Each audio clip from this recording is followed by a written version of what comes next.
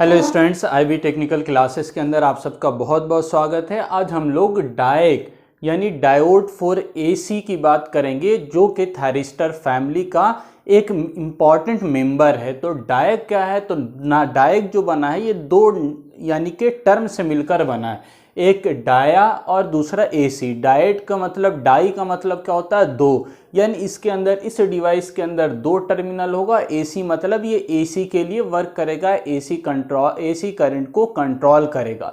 तो डायक मतलब ऐसा डिवाइस जिसके अंदर दो टर्मिनल होता है और एसी के लिए ऑपरेशन करता है, एसी करंट को कंट्रोल करता है। तो ऐसे डिवाइस को ही हम डायक यानी डायोड फॉर एसी बोलते हैं। अब ये थायरिस्टर फैमिली का मेंबर है, इसीलिए इसके अंदर पहले की तरह 4 लेयर होता है, 2 टर्मिनल होता है एंड 3 जंक्शन होता है। किस तरह से ऑपरेट होगा, इसका कंस्ट्रक्शन क्या है, वर्किंग क्या है, वीआई कैरेक्टरिस्टिक्स क्या है, इस पर हम लोग एक एक करके चर्चा करेंगे। तो सबसे पहले कंस्ट्रक्शन के अंदर देखिए कि हम लोग क्या किए हुए हैं, दो टर्मिनल, एक MT1 और दूसरा MT2 टर्मिनल।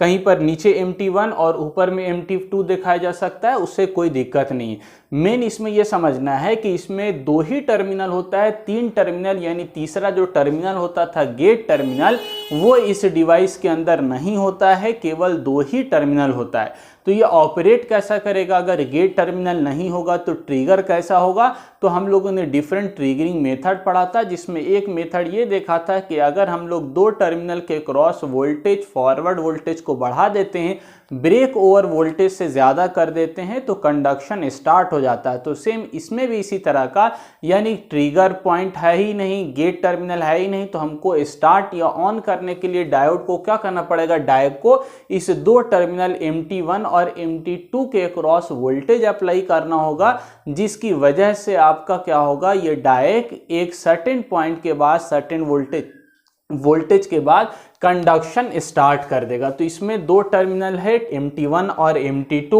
गेट टर्मिनल नहीं होता है, याद रखिएगा, दो ही टर्मिनल होता है। और ये भी याद रखिएगा MT1 और MT2 जो टर्मिनल है, इसमें कोई पॉजिटिव या कोई नेगेटिव नहीं है। आप MT1 के साथ भी बाहर से एक्सटर्नल पॉजिटिव सोर्स लगा सकते हैं और MT1 के साथ नेगेटिव भी लगा सकते हैं, यानी ये दोनों पोलैरिटी के लिए वर्क करता है। किस तरह करेगा आगे हम समझ लेंगे।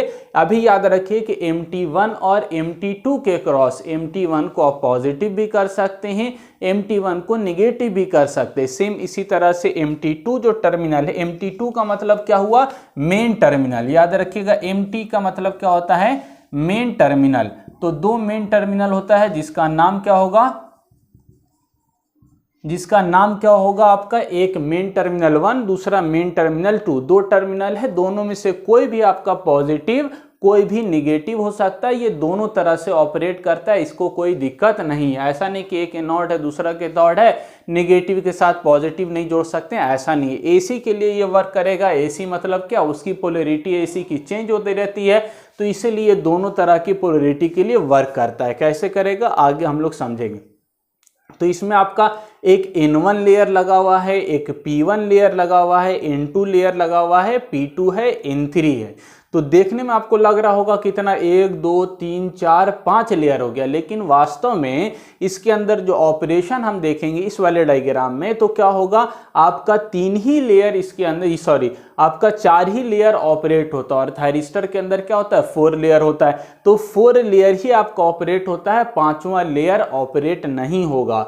तो इसमें N1 है, P1 है, यानी P मतलब मेजॉरिटी ऑफ होल है, मेजॉरिटी ऑफ इलेक्ट्रॉन है, majority of electron, majority of hole, majority of electrons. तो इस तरह से रीजन अलग अलग लगा हुआ होता है। अब इसमें से जो 4 लेयर है वो वर्क करेगा अकॉर्डिंग टू आवर कनेक्शन। किस तरह से कनेक्शन? तो ये कंस्ट्रक्शन आपका सिंपल है, केवल याद रखना है कि दो ही टर्मिनल होगा और दोनों में से कोई भी पॉजिटिव निगेटिव हो सकता है। तीसरा टर्मिनल गेट टर्मिनल नहीं होता है। अब यहाँ पर मेनली हमको जो समझना है, इसका वर्किंग समझना है कि किस तरह से MT1 पॉजिटिव रहेगा तो वर्क होगा, करंट फ्लो होगा, और MT2 रहेगा पॉजिटिव तो किस तरह से करंट फ्लो होगा। तो हमने माना कि अभी MT1 आपका क्या है? पॉजिटिव है। MT1 पॉजिटिव मतलब ऊपर वाला टर्मिनल पॉजिटिव। तो अब ध्यान से देखेंगे तो ऊपर पॉजिटिव टर्मिनल है, तो अब करंट को फ्लो होने के लिए दो रास्ता मिला।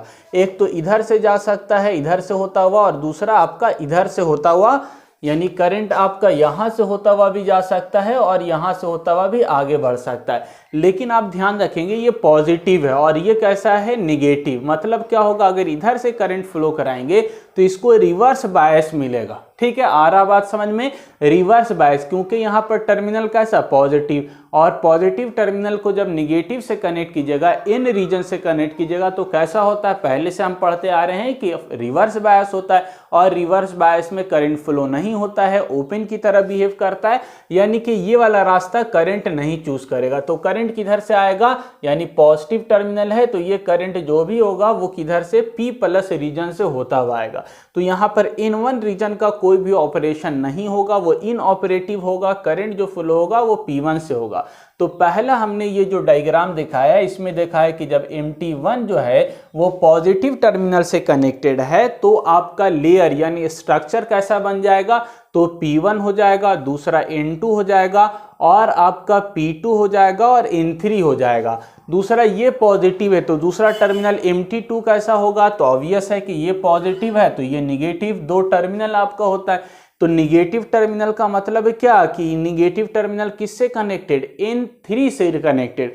N3 का मतलब क्या, जब निगेटिव इससे कनेक्टेड है, निगेटिव जब N3 रीजन से कनेक्टेड, N का मतलब क्या, मेजॉरिटी ऑफ इलेक्ट्रॉन, तो इसका मतलब ये भी क्या है, फॉरवर्ड बायस है।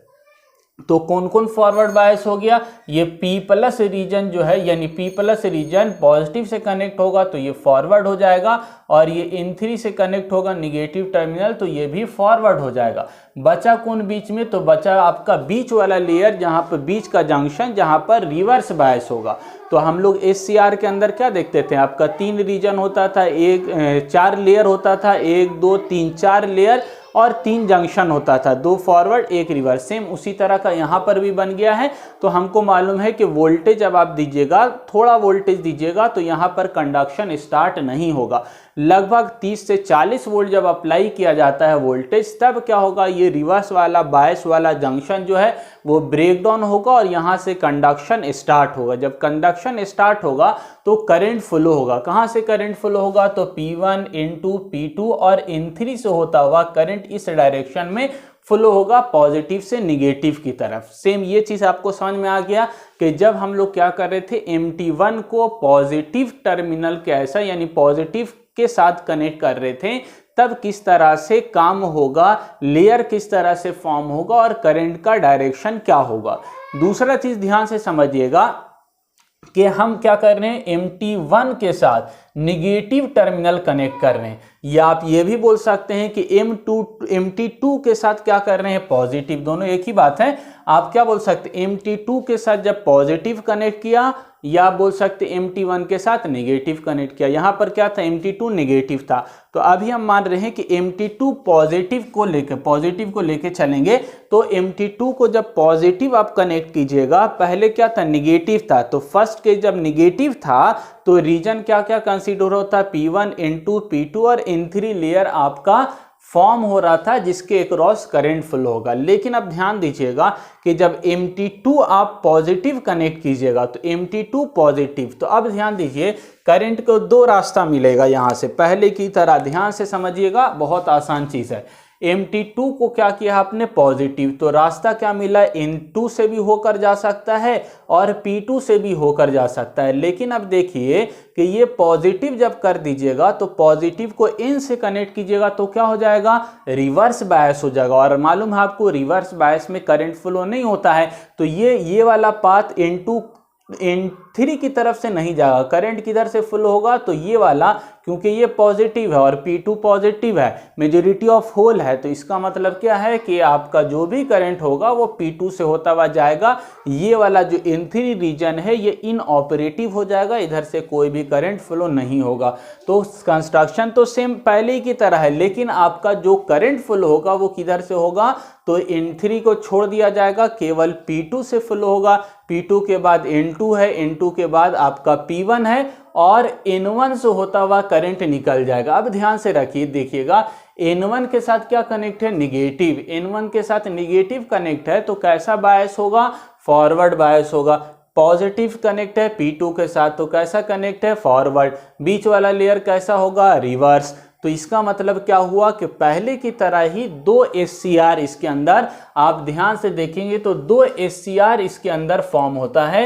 2 SCR फॉर्म होगा आपका, एक पहला SCR और दूसरा SCR आपका इस साइड में इधर की तरफ फ्लो होता है, ठीक है। तो ये 2 SCR आपका फॉर्म हो जाता है किसके क्रॉस, डायक के क्रॉस। तो डायक में बहुत जगह पर बोल दिया जाता है डायक क्या है, 2 डायोड से मिलकर बनता है, तो गलत है।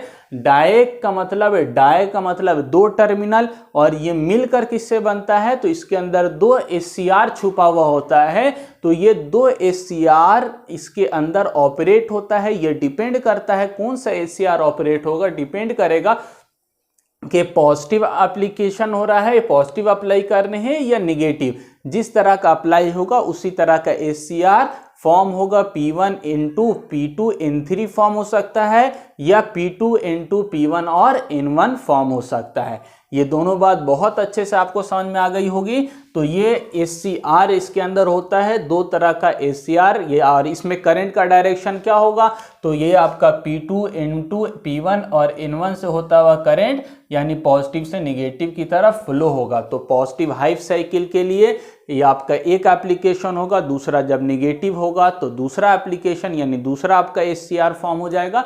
तो इस तरह से डायक आपका ऑपरेट होता है। इसका कंस्ट्रक्शन और वर्किंग आपको बता दिया। वर्किंग के अंदर 2 मोड है, एक MT1 आपका पॉजिटिव, दूसरा MT1 निगेटिव, या आप इसी को बोल सकते हैं MT2 एक बार निगेटिव, दूसरे बार MT2 पॉजिटिव। इसका सिंबल कैसा है, तो हम लोगों ने दिखाया है क्या, MT1 और MT2 2 टर्मिनल है, बीच में आपका 2 SCR फॉर्म होगा, लेकिन SCR के साथ गेट टर्मिनल नहीं होगा। तो एक आपका दोनों एंटी पैरेलल होता है। एंटी पैरेलल मतलब एक निगेटिव इस साइड आ रहा है तो दूसरा ऊपर की तरफ, तो इसीलिए हम लोग अपोजिट डायरेक्शन से दिखाते हैं। दोनों SCR अपोजिट कनेक्शन की तरह ऑपरेट करता है। तो ये आपका कंस्ट्रक्शन और वर्किंग समझ में आ गया। तो आपका VI कैरेक्टरिस्टिक्स बहुत आसान है, पहले की तरह ही SCR की तरह ही है। तो हम लोग क्या किए हुए हैं कि जैसे आप रिवर्स यानी फॉरवर्ड के अंदर वोल्टेज आप दीजिएगा तो ये वोल्टेज देते के साथ तुरंत करंट फ्लो नहीं होगा, क्योंकि दोनों केस में क्या देख रहे हैं, बीच वाला टर्मिनल रिवर्स बायस है। तो वोल्टेज बढ़ाते जाएगा, एक पॉइंट मिलेगा जिसको हम लोग ब्रेक ओवर वोल्टेज बोलते हैं। इस वोल्टेज पर जब रीच कर जाएंगे तो आपका ब्रेक डाउन हो जाएगा, और ब्रेक डाउन हो जाएगा तो करंट की वैल्यू बढ़ेगी, जिस करंट को हम बोलेंगे कंडक्शन स्टेट। ये कहलाएगा for positive half cycle. Positive half cycle के ये ऑपरेशन होगा, और ये वाला जो स्टेट है ये क्या होगा, आपका ब्लॉकिंग स्टेट कहलाएगा। और इसमें जो करंट फ्लो होता है इसको हम लोग क्या बोलते हैं, लीकेज करंट बोलते हैं। यानी कि आपका ब्लॉकिंग स्टेट के अंदर लीकेज करंट फ्लो होगा। जब कंडक्शन स्टार्ट हो जाएगा ब्रेक डाउन के बाद तो आपका मेन करंट फ्लो होगा डायक के क्रॉस। सेम अगर पोलैरिटी चेंज कर दीजिएगा तो आपका रिवर्स के अंदर क्या होगा, वोल्टेज आप बढ़ाइएगा तो एक पॉइंट मिलेगा जिसको रिवर्स ब्रेक ओवर वोल्टेज बोलेंगे। VBO2 से हमने यहाँ पर दिखाया है। इस वोल्टेज के बाद ब्रेक डाउन होगा और आपका करंट फ्लो होगा। ये कंडक्शन स्टेट है फॉर नेगेटिव हाफ साइकिल। यानी इस AC के लिए पॉजिटिव हाफ साइकिल के अंदर भी ऑपरेशन होगा, नेगेटिव हाफ साइकिल के अंदर भी ऑपरेशन होगा। कंडीशन है ब्रेक ओवर वोल्टेज के बाद हमारा वोल्टेज अप्लाई करें, यानी AC जो भी वोल्टेज होगा उसकी सर्टेन वैल्यू मैग्नीट्यूड होगी। जनरली 30 से 40 वोल्ट हमको चाहिए होता है ब्रेक ओवर वोल्टेज के लिए। उससे ज़्यादा पर आपका क्या करेगा, डायक जो है वो ऑन की तरह बिहेव करेगा। इसे रेटेड वोल्टेज से अगर कम रहेगा तो ये ऑफ की तरह बिहेव करेगा। तो आपको VI कैरेक्टरिस्टिक्स भी बहुत अच्छे से समझ में आ गया होगा। तो ये बहुत आसान सा टॉपिक था। आई होप आपको बहुत अच्छे से क्लियर हो गया। आज के लिए इतना ही, मिलते हैं नए वीडियो में। Thank you.